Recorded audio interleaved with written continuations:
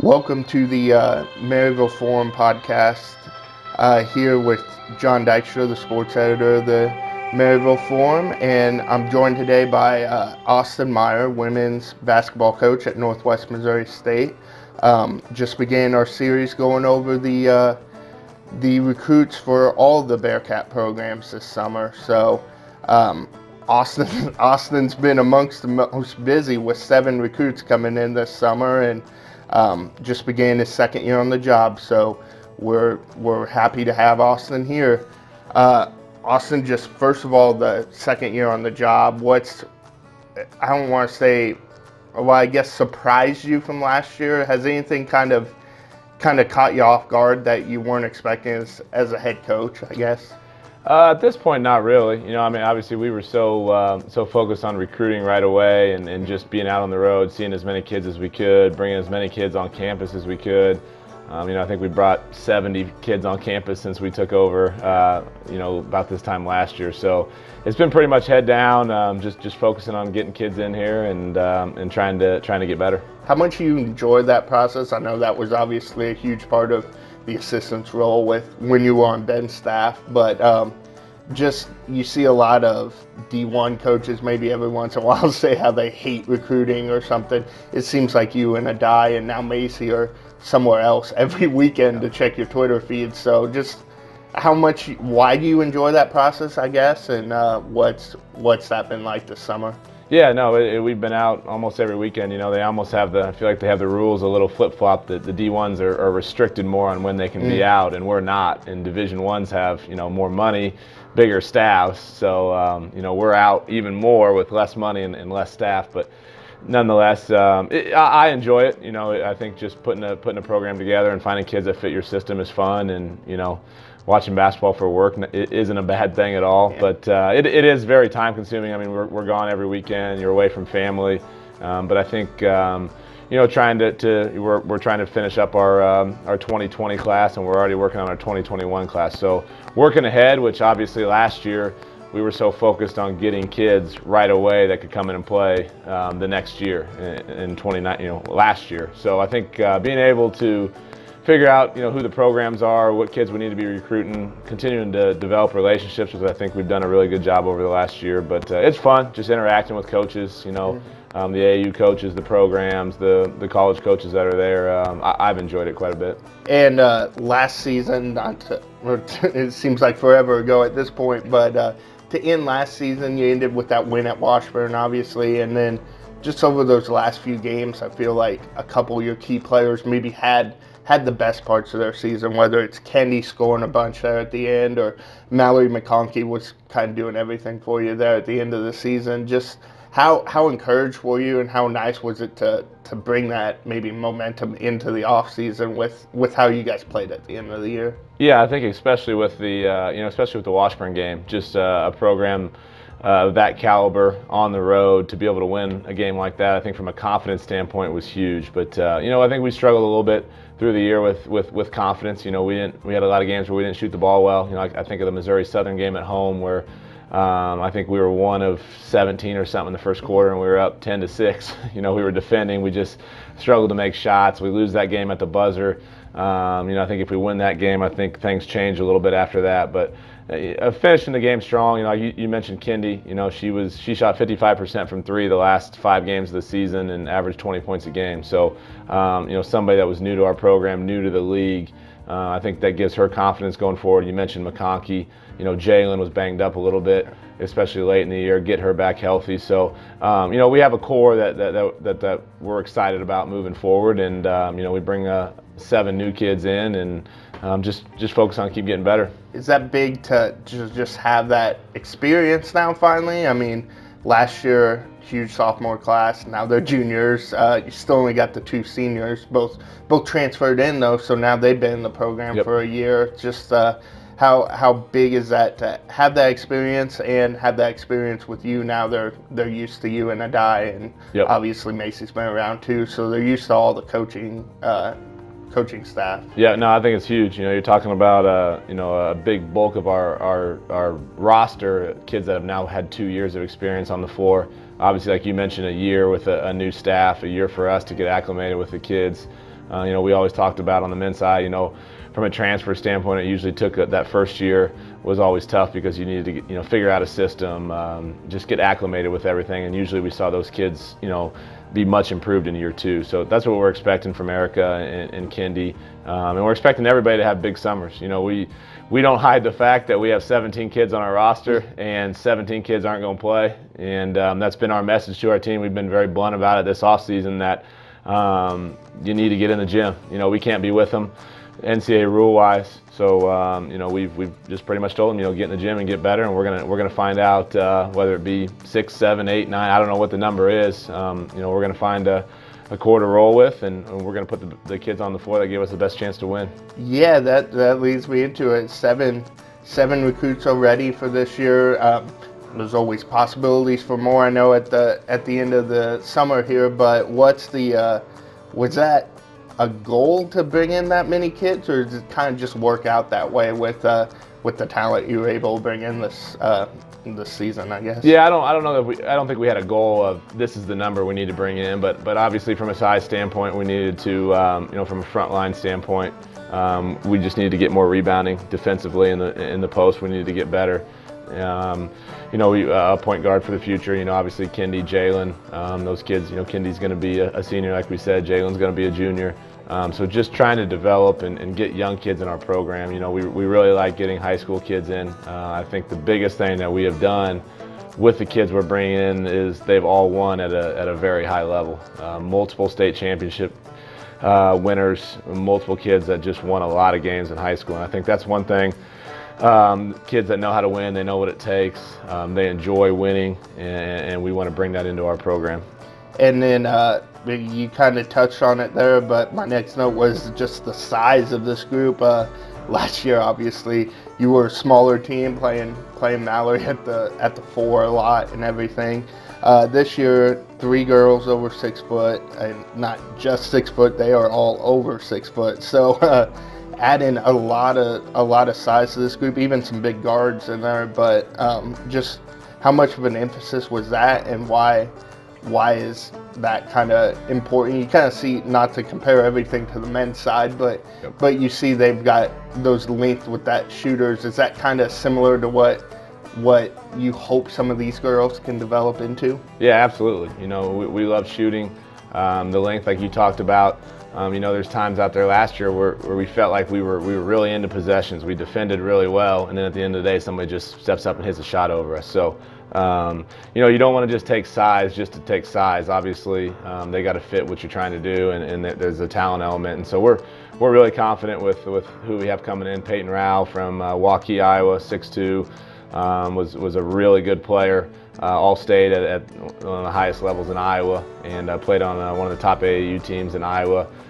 Ellie Horn was a junior college kid, 6'3", led the conference in block shots, runs the floor well, rebounds, and then Jana Green from Millard North.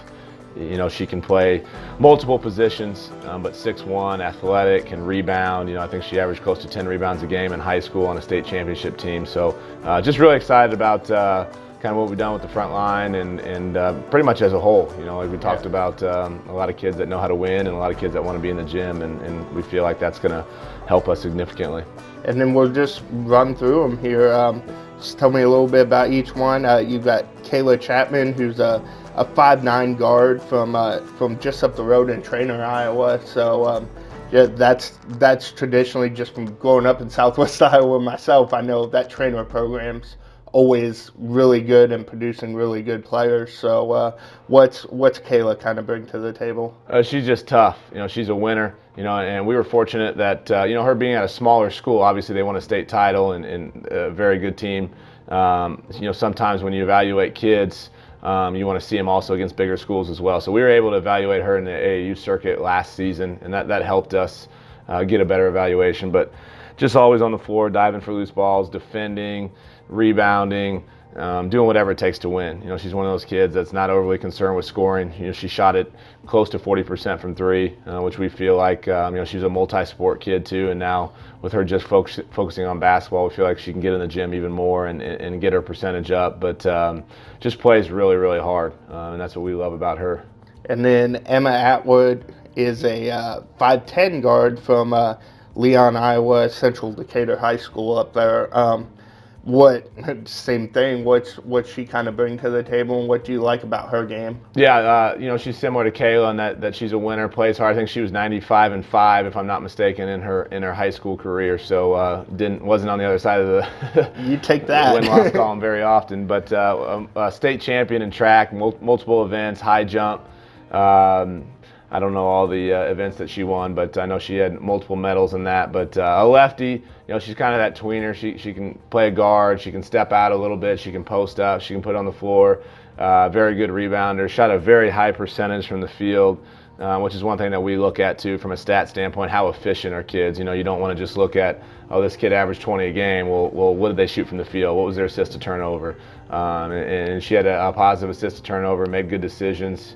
And that's playing on a team where team scouted her and wanted to take her away. So excited about her athleticism from that guard position, and a kid like that, kind of similar to Kayla, played multiple sports in high school. So just focusing primarily on basketball, I think will be good just to continue to get better. And then Jana Green, you mentioned her before. What's exciting about her is I can just see from the limited info I have here is 6'1", but listed as a guard and a forward. So just sounds like that real good athlete. She's from Omaha and went to Millard North High School, another good program like you mentioned before. But just what's her skill set like, and it sounds like she's a versatile option for you. Yeah, she is. She's very athletic. She was a kid that had multiple offers from really good Division II schools. And so we were fortunate to get her, but she can shoots it well from three.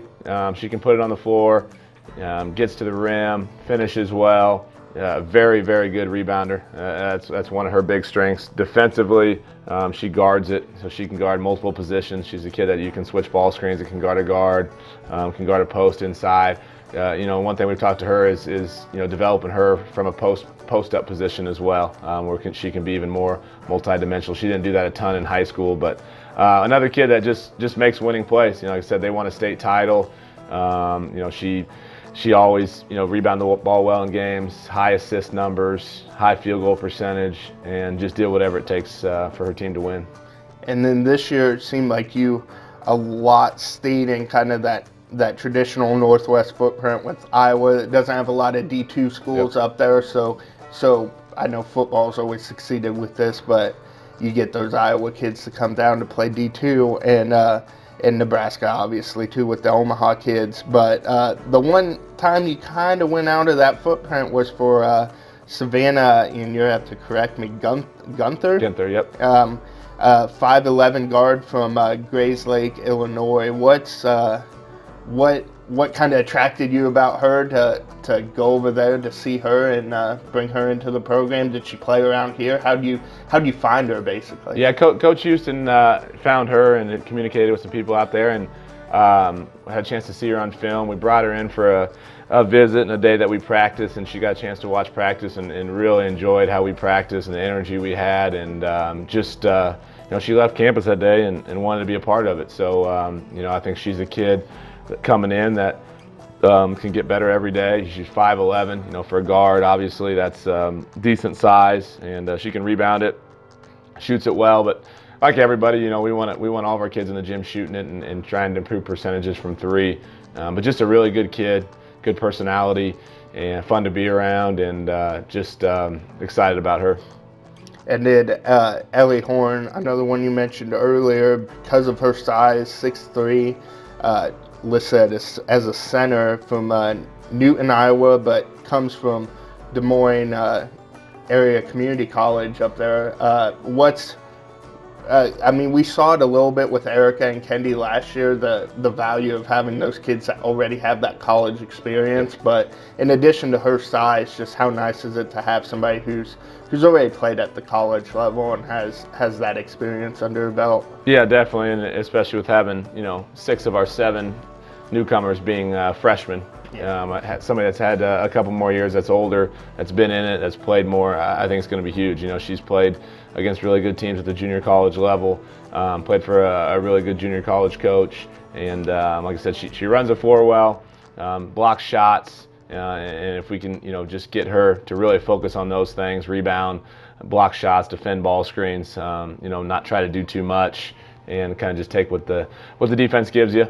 Relocate and finish, offensive rebound finish, things like that. I think she's going to be a really good player when it's all said and done. But she'll be a kid that'll come in and hopefully working our individual stuff and just improving on footwork, finishing around the basket, things like that will be big.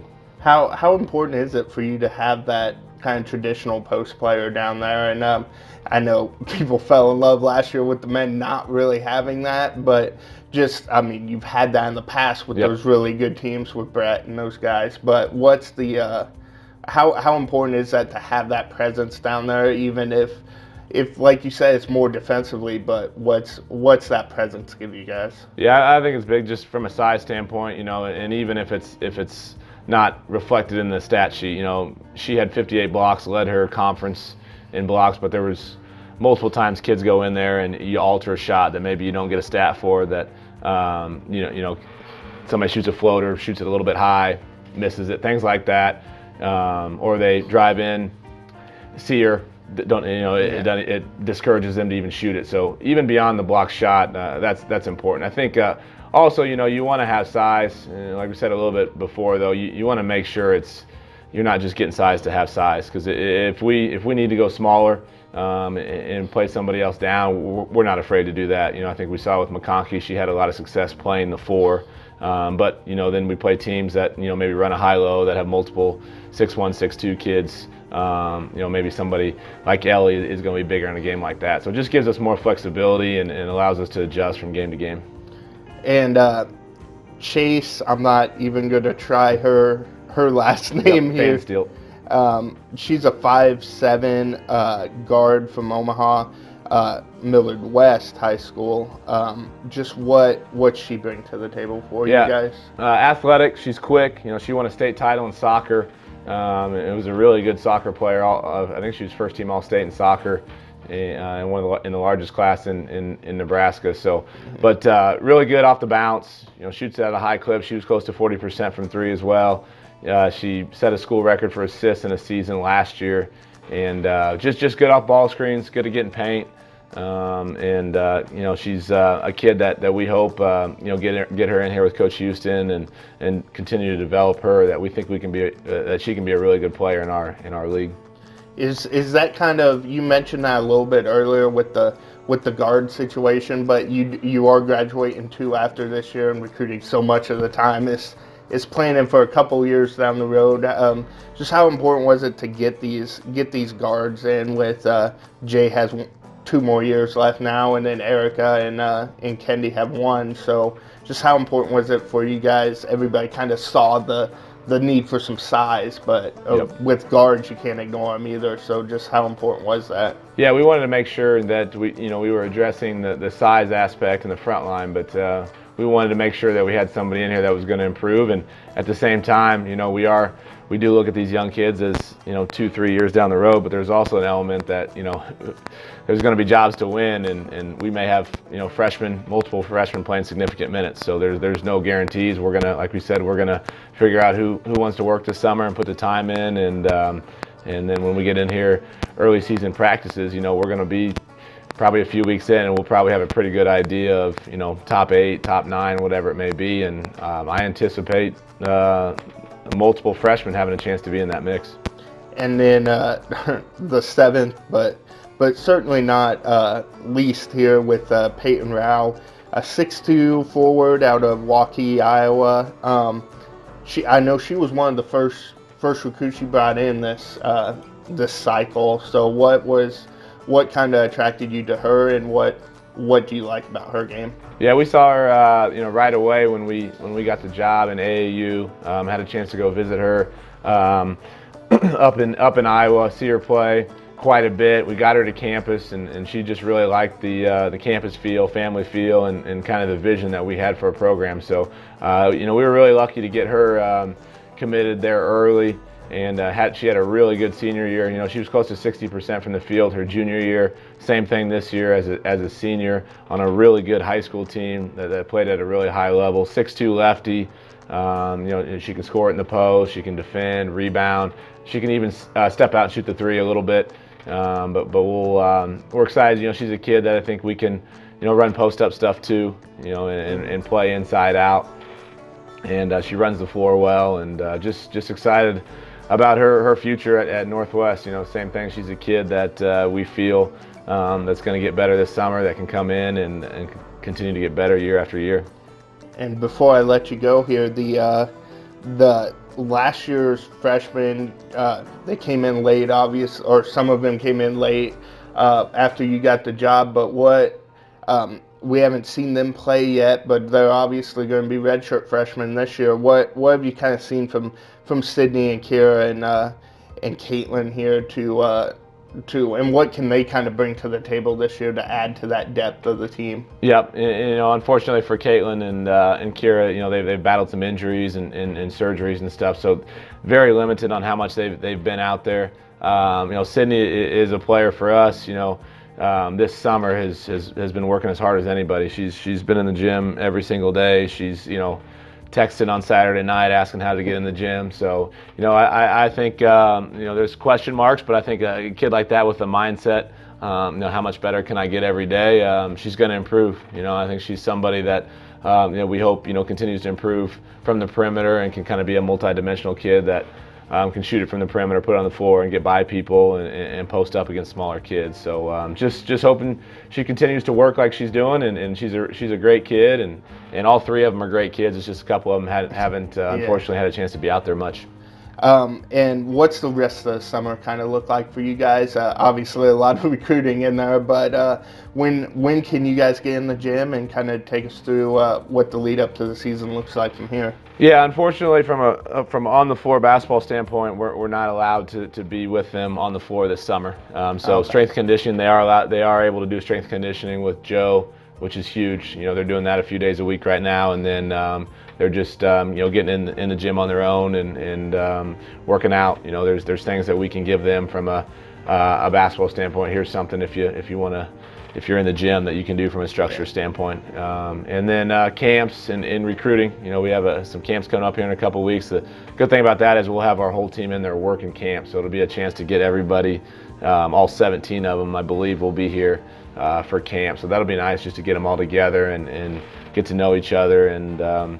But yeah, a lot of it is it's on them to get better, and we continue in the group text usually every other day to say, hey, make sure you're getting in the gym, getting better, and we want them, asking the question, what am I doing every single day to help make this a championship level program? I think if everybody has that mindset, we're going to continue to get better. Have you seen, it's probably even more important now that to be a little player-led and have them kind of setting that initiative. You've got the two seniors back this year, and like I said, all those sophomores that, like Jay and them, who have played a lot, Kylie. So what have you seen from kind of their developments and kind of taking that leadership role? And they obviously seem like a fun group to be around with.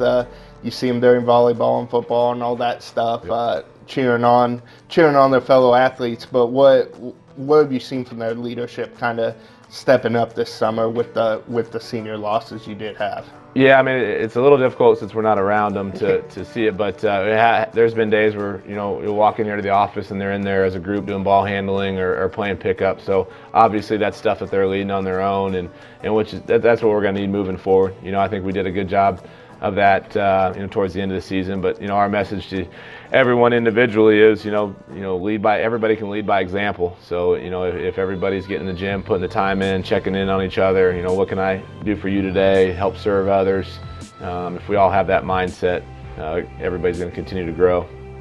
Gotcha. We look forward to to seeing you continue to grow and once you get on the court this winter. But I appreciate you taking the time to talk to me today. Yep, enjoyed it. Yep.